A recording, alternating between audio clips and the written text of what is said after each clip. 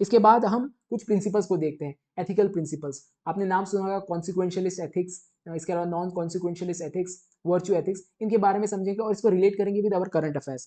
कॉन्सिक्वेंशियलिज्म या जिसे टीलियोलॉजिकल एथिक्स कहते हैं, कॉन्सिक्वेंस यानी यहाँ पे एंड गोल पे फोकस किया जा रहा है, टीलियोलॉजी यानी again it is talking about end goal. तो यहाँ पे किसी एक्शन को हम जज करते हैं based on what consequence it leads to, यानी आपने कोई एक्शन किया, अब वो एक्शन सही है गलत इस पे हम फोकस नहीं करेंगे, हम फोकस करेंगे कि उस एक्शन का कॉन्सिक्वेंस क्या था।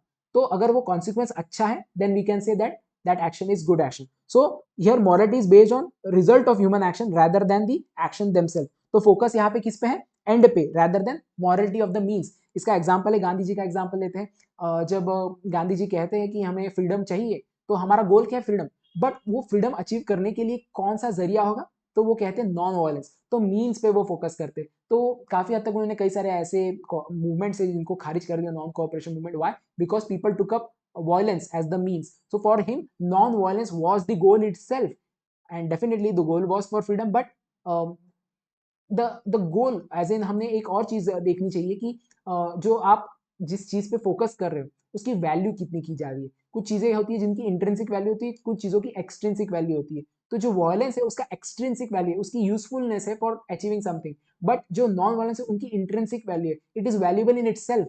We all wants to live in a safe society and for that non violence is the only way. तो नॉन वायलेंस ये इसकी इंट्रिंसिक वैल्यू है, ये अपने आप में वैल्यूएबल है।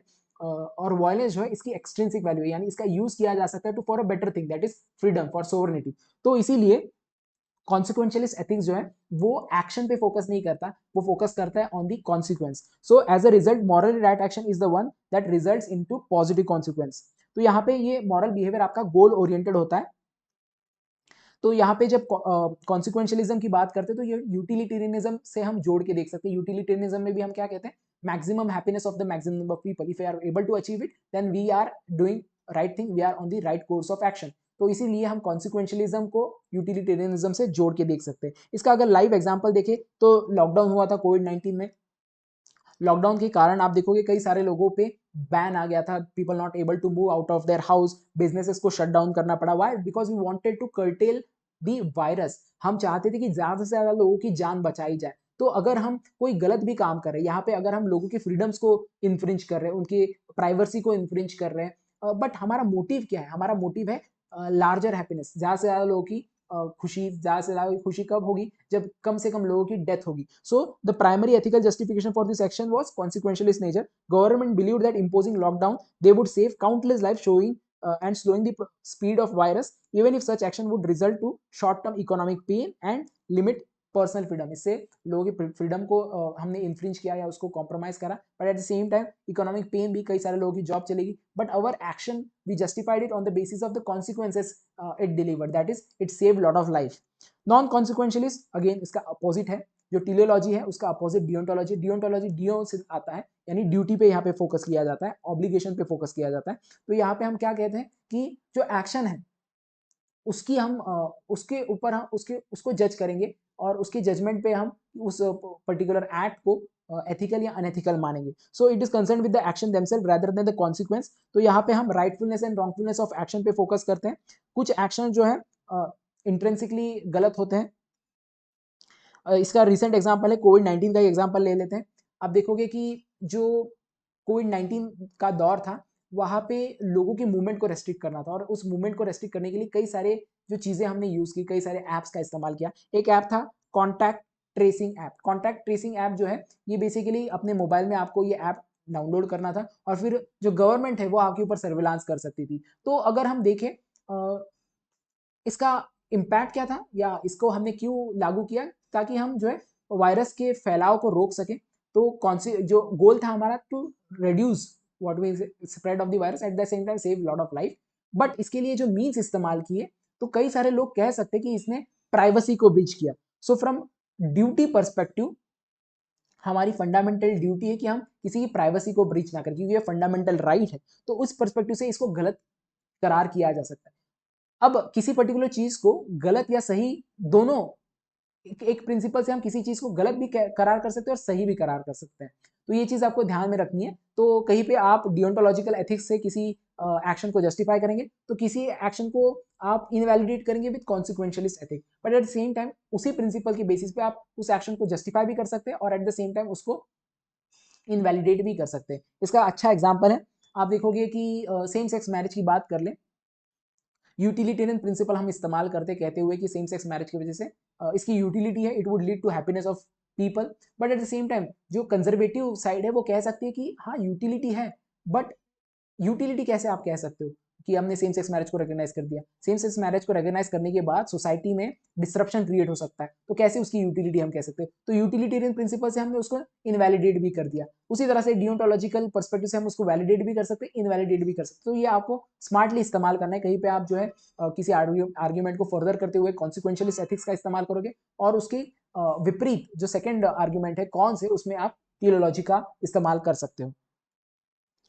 Next important principle is Kantian ethical theory. जो हमने कॉन्सिक्वेंशियलिज्म या नॉन कॉन्सिक्वेंशियलिज्म की बात की, तो यहाँ पे कांतियन थियरी भी इसी में आती है। कांतियन थियरी भी नॉन कॉन्सिक्वेंशियलिस्ट ही है या डियोंटोलॉजिकल थियरी है, यहाँ पे भी ड्यूटी पे ही फोकस किया जाता है। सो ये थियरी जो है ये आपके ड्यूटी पे जो है एम्फोसिस करती है, इमोशनल इम्पल्स या फिर कॉन्सिक्वेंस पे जो है फोकस नहीं करती। जैसे कि अगर कोई डॉक्टर जो है वो अपनी डॉक्टरी कर रहा है और वो डॉक्टरी कर रहा है टू मेक हिमसेल्फ रिच, तो वो कॉन्सिक्वेंस पे फोकस कर रहा है, अपने ड्यूटी पे फोकस नहीं कर रहा है। So from that perspective is not doing a good thing. इसके अलावा अगर आप झूठ बोलते हो टू सेव योर फ्रेंड, तो आपने अपनी कांतियन कैटेगरी या कांतियन एथिक्स के हिसाब से आपने गलत काम किया है, आपने सच का साथ देना चाहिए था।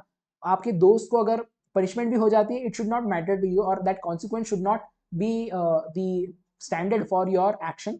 सो it would be wrong to tell a lie in order to save a friend as per Kantian ethical theory. तो यहाँ पे हम बेसिकली क्या कह रहे हैं कि आपकी ड्यूटी होती है और आपको अपने ड्यूटी के हिसाब से ही काम करना चाहिए। तो यहाँ पे वो इवन जो हम कह सकते हैं डिफरेंशिएट करते हैं ड्यूटी को into, one is action in accordance with duty and second is action for the sake of duty.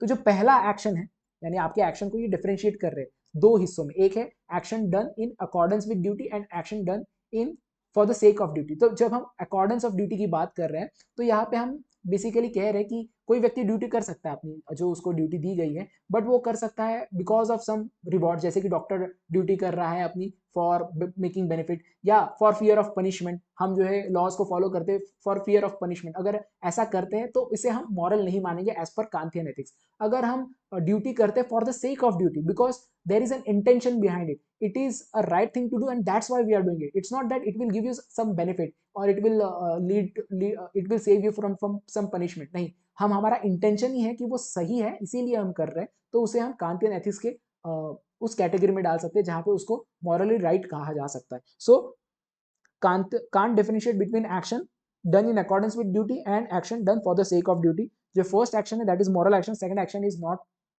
that the first action is not a moral action wherein we are doing a duty just in accordance with, यानी हम अपना काम कर रहे हैं सही से कर रहे हैं, बट उसके पीछे हमारा इंटेंशन जो है वो गलत है, यानी हम प्रॉफिट के लिए कर रहे हैं या फिर हम पनिशमेंट से बचने के लिए कर रहे हैं। बट जो दूसरा है जहाँ पे हम we are saying that we are acting for the sake of duty, ये मॉरल एक्शन की कैटेगरी में आता है because we are doing it because our intention is behind it and we are doing it for the sake of duty. We are not doing it for achieving something or for avoiding some punishment.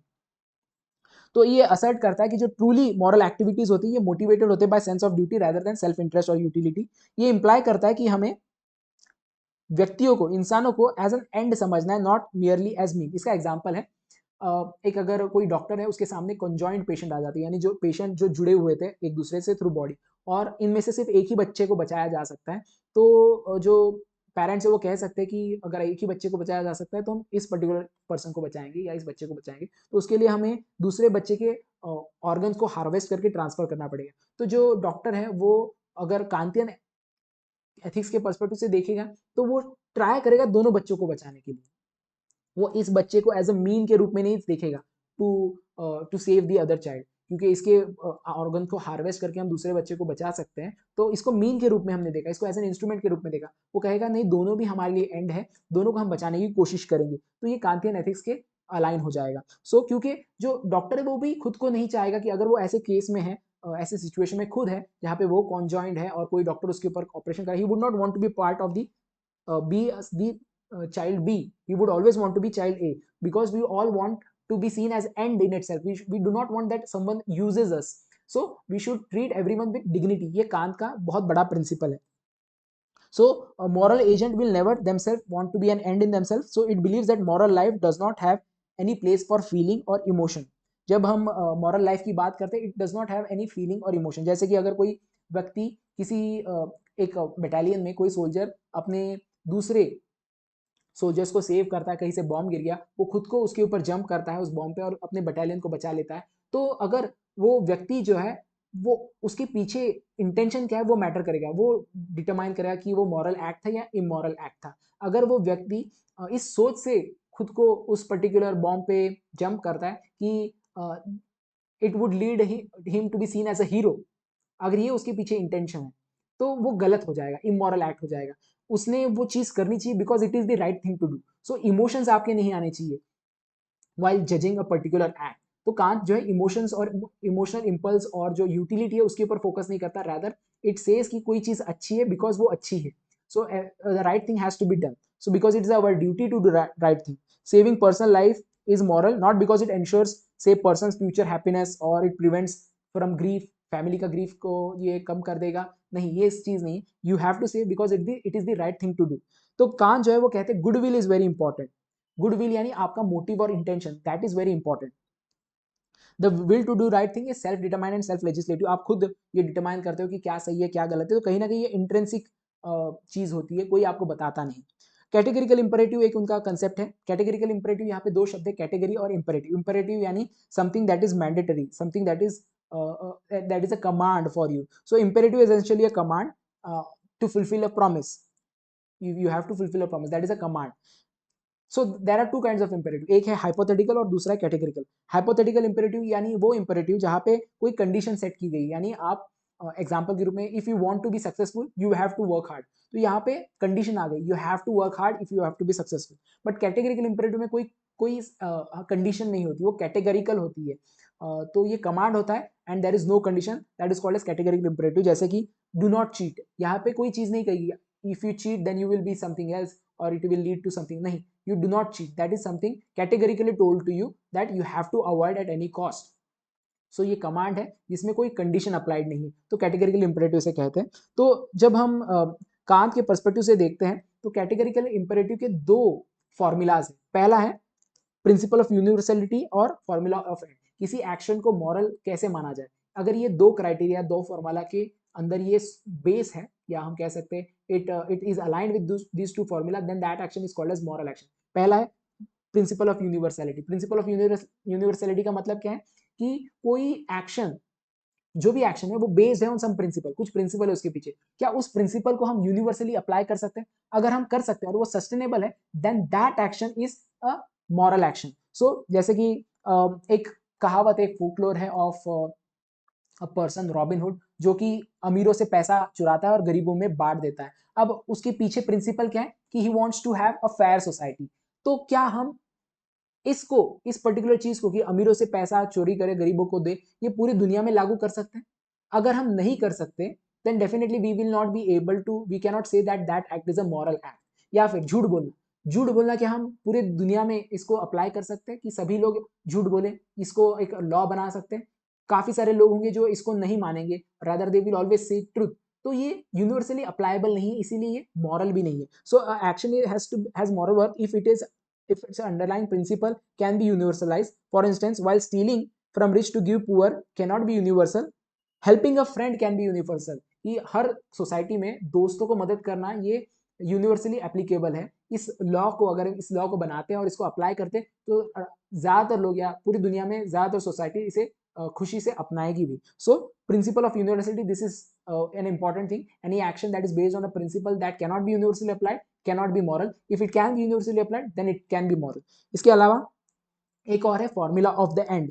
We have talked about it, we'll again talk about it. यहाँ पे हम कहते हैं कि जो humans है उनकी inherent value होती है और उनको एज अ मीन की तरह नहीं इस्तेमाल करना चाहिए टू अचीव एन एंड. जैसे कि अगर कोई चीटिंग करता है किसी व्यक्ति के साथ तो वो बेसिकली चीटिंग कर रहा है, यानी वो कुछ फेवर निकाल रहा है, कुछ तो डिराइव कर रहा है benefit out of that person. So that person is seen as a mean. So this act of cheating will be seen as unethical act because you are considering another person as a mean to an end. End could be your own profit. तो ये कुछ criteria है, 2 criteria इसका इस्तेमाल करेंगे जब भी कोई केस स्टडी आती है जिसमें कहीं पे हम देखते हैं कि चीटिंग हो रही है या फिर गलत तरीके से किसी चीज़ का इस्तेमाल किया गया है, तो वहाँ पे हम कैटेगरिकल इम्पेरेटिव जो है वो रेफर करेंगे और बताएंगे कि as per categorical imperative this is wrong, why, because you can not treat as a human as an mean but rather as an end. इसके अलावा अगर कोई एक्शन जो है वो गलत है which is based on a principle that can not be applied universally, again you can say that particular action is